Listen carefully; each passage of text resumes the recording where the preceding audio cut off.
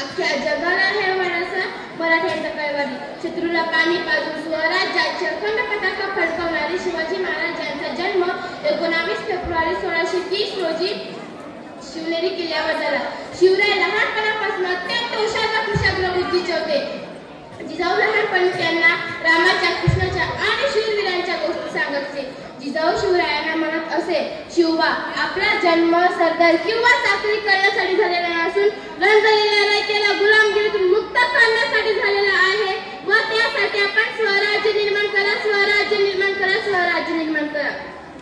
जिजाऊचे स्वप्न पूर्ण करण्यासाठी शिवाजी महाराजांनी अवघ्या 15व्या वर्षी रायरेश्वरांच्या मंदिरात स्वराज्य स्थापनेची प्रतिज्ञा केली व तोरणा किल्ला जिंकून स्वराज्याचे तोरण बांधले. शिवाजी महाराजांनी गनिमी, कावा व दृढ शिस्तीच्या जोरावर अनेक किल्ले जिंकले.